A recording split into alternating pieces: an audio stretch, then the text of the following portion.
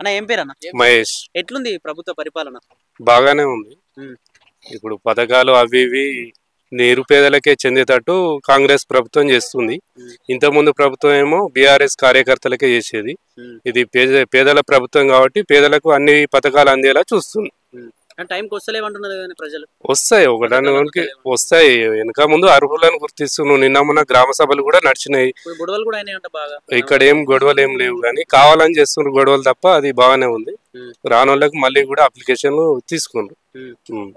Current కావచ్చు, అన్ని perfect. Current కూడా బాగానే ఉంటుంది, అన్ని బాగానే ఉంది. రైతు బంధు మరి సంక్రాంతికి అన్నాడు, సంక్రాంతి దాటింది అని చెప్పి ఇప్పుడు రేపు చెప్తా అంటుండు కదా, రేపు వేస్తా ఉంటుండు. ఒకదానికి ఒకటి బడ్జెట్ లేదు కదా, అప్పులు బాగానే అని చెప్తున్నారు. అదే ఉంది కదా, మనకు తెలియదు కానీ వాళ్ళు చెప్పింది మనం చెప్పడం అంతేగాని. ప్రజలు ఏమంటారు అంటే మరి అప్పుల గురించి అప్పుడు మాకు ఎలక్షన్లు ఎందుకు చెప్పలేరు మరి అని చెప్తున్నారు. ఇప్పుడు ఎవరు కానీ ఒక ఇంటికి పోయి వాళ్ళ వ్యవస్థ చూస్తే మనకు తెలుస్తుంది. అది చూడలే కాబట్టి హామీలు ఇచ్చిండు.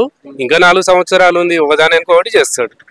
అప్పుడేమో రైతు బంధు మరి ఎక్కువ ఇస్తా అని చెప్పి ఇప్పుడు ఓన్లీ 12,000 అంటున్నాడు, 15 అన్నట్టు. అవును, ఇస్తా అంటుండు కదా, అది కూడా ఈ 4 సంవత్సరాల్లో కంప్లీట్ చేస్తుండొచ్చు. అట్లా అవుతుందని ఆశ ఉంది అంతే.